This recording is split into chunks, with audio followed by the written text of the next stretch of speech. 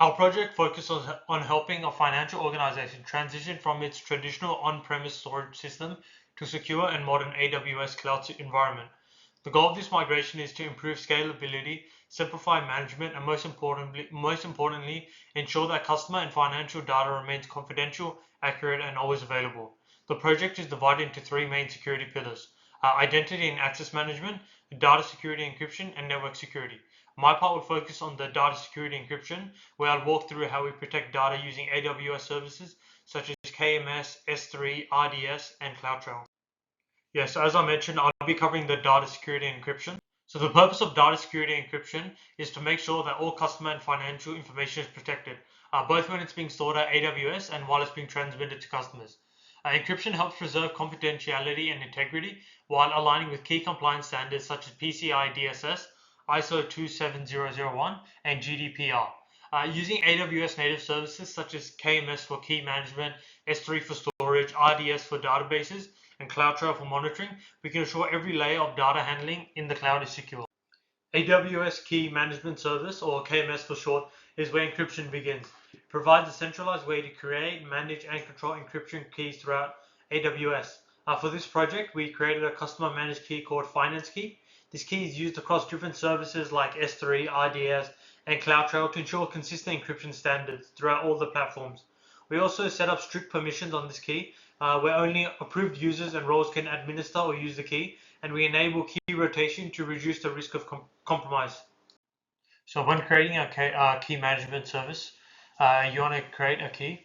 So searching up KMS in the search profile and then create a key and configuring the key so it's symmetrical, encrypts and decrypts, and also that it's a single use key. So in this example, we gave the name of finance key. Once it's created, we choose the key administrative permissions and the usage purposes. Who's able to use the key, have the permissions to change it. So it's the key policy, and this provides what the key does. And in this example, we've just shown it, and we've created the key. But due to permissions, the key is unable to be actually created and implemented. But that's the steps if you had the correct permission set up. Given human error is often the reason for many cyber attacks, we apply default encryption to our S3 storage buckets. This ensures that every object uploaded is automatically encrypted, even if users forget to enable encryption manually. In our example, we created a bucket called Finance Transaction Test and enabled default server-side encryption with our finance key. This setup guarantees that sensitive customer and transaction data cannot be viewed or altered by unauthorized users. So for this one, we're going to be showing how encryption is to be set for S3 buckets. So you're going to be searching S3 into the search engine. It'll pop up with the option of create bucket. And then just because it's an example, we'll just leave the default settings and the bucket name, we'll just write testing for Prez. The most important bit is towards the end, clicking the first option, given we don't have the second option due to unable to be creating our own key. And the bucket key should be on enable. And then we would create the bucket, but in this scenario, given we don't have the correct permissions, we're unable to create it. But that's how it would be done if the correct permissions were set. Our database hosted in Amazon RDS also uses encryption at rest.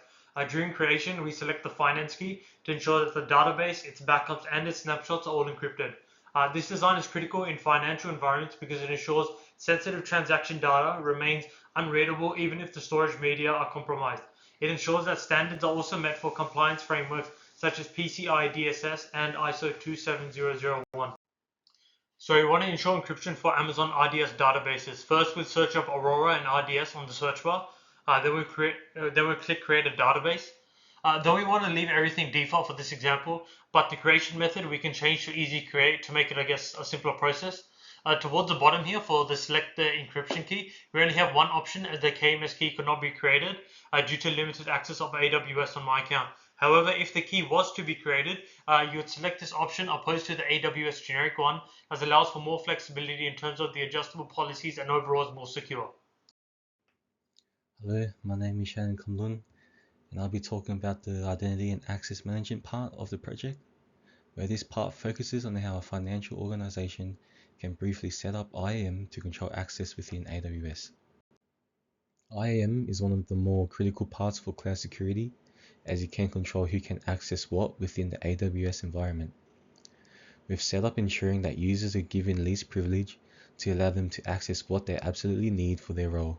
Overall, strong IAM within an organization can reduce risks of insider threats, enforces accountability, and keeps information access to a safe level. Our first part for setting up IAM within AWS was creating individual user accounts.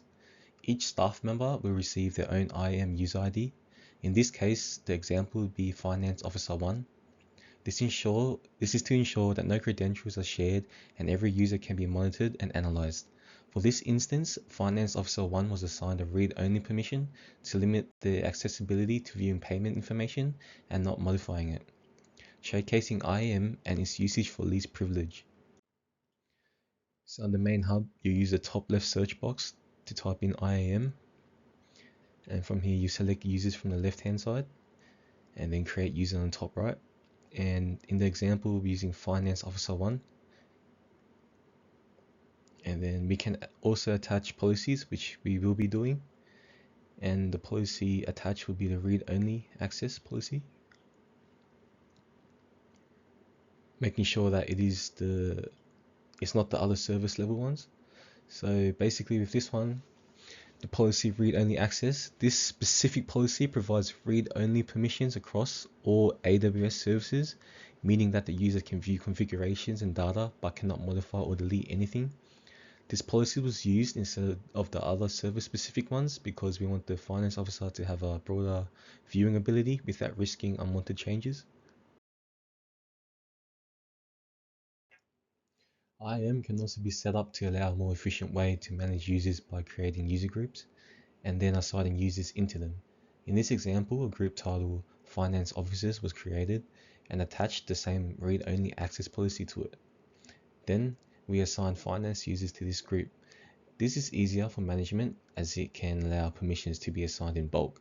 For instances such as a new hire was to join the organization, they can simply be added into the group and inherit the same access level. So from the IAM dashboard, you can create user groups, and then to create a user group, you would select user groups under access management on the left hand side. So from here, you can select the top right to create a group, and here you can name your group. You can add existing users to the group, and you can also attach permissions to the group, which means that any user that joins the group will have these permissions with them. And also another way is if you already have a group and you were to attach a new user, you will just select the group from your user group homepage. You select it, and then you can select the users that you want to add to the group from this page right here. The final configuration made in this project involves creating IAM roles. AWS offers creation of roles to allow their services to access resources securely. For this example, a role was created titled Transaction Processor Role, which uses an AWS Lambda function. This role was created to read payment files for Amazon S3 and write results which are processed to Amazon DynamoDB. The creation of this role allows for an automated function to perform jobs securely, with usages of least privilege on a service level instead of a user level, which was seen in previous examples. So for creating an IAM role, it allows us to grant permissions to AWS services. In this case, it will be used for automation to allow Lambda function to process financial transactions, and we will be calling it Transaction Processor Role. So to create a role, you click Roles on the left hand side. Then from there, you select Create a Role. You select AWS services for Lambda functions, and use case would be Lambda as well. Then from here, for the policies, we'll be using the Amazon S3 read-only access and Amazon DynamoDB full access. The read-only policy allows Amazon to read from the S3 buckets. For example, the information that it's reading could be customer payment files, while the DynamoDB full access policy is where Amazon is going to be writing the process results to. So right here, you can just search in the policies.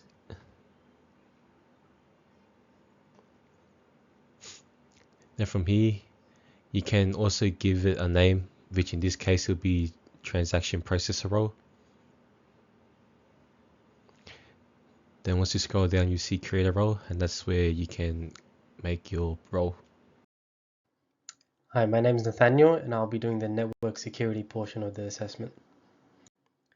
The purpose of network security in an AWS environment is to prevent malicious activity and protect sensitive financial data. By controlling how information flows within and outside the cloud through VPCs, subnets, and route tables, we ensure that only trusted users and systems can connect. This safeguards confidentiality, maintains integrity, and guarantees availability, which are critical pillars for compliance and resilience in financial services. The creation of a virtual public cloud, or VPC, is the first step in implementing strong network security. A VPC allows for separation of resources, provides full control over IP addressing, routing, and subnets, as well as control over inbound and outbound traffic. To create a VPC, navigate to Networking and Content Delivery and select VPC. From there, select Create VPC and add a name or select Auto-Generate Name, depending on what you desire. Enter an IPv4 CIDR block and then select Create VPC.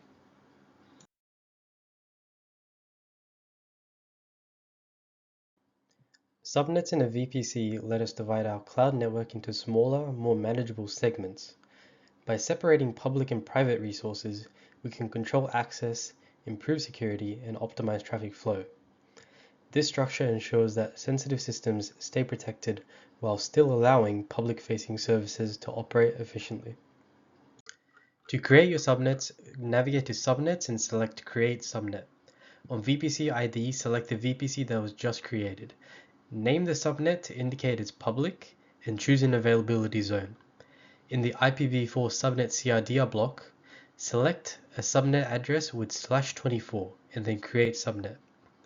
Now for the private subnet, do the same steps, except for the CIDR block, the value after the second decimal must be something other than 0, and it must be /23 rather than /24.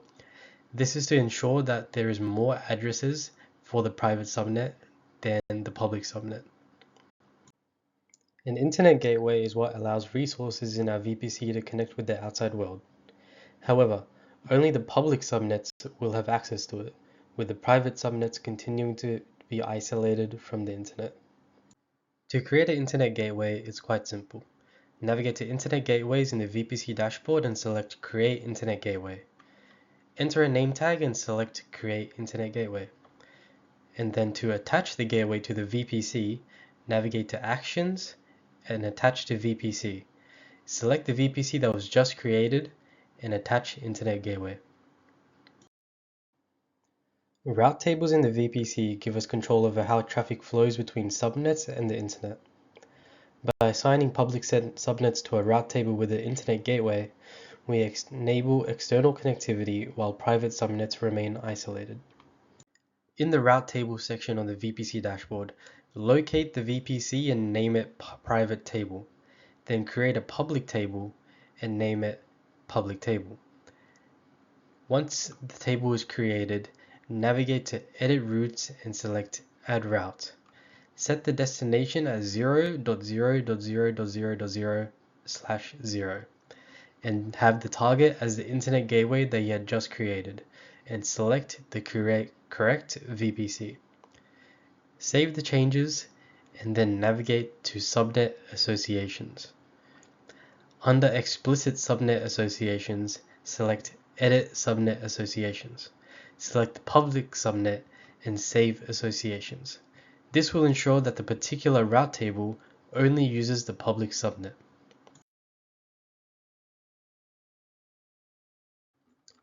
Our AWS design strengthens security by combining IAM, data encryption, and network controls like VPCs, subnets, and route tables. These measures align with regulatory frameworks and ensure confidentiality, integrity, and availability, giving the organization a secure foundation to operate confidently in the cloud. Thank you for watching.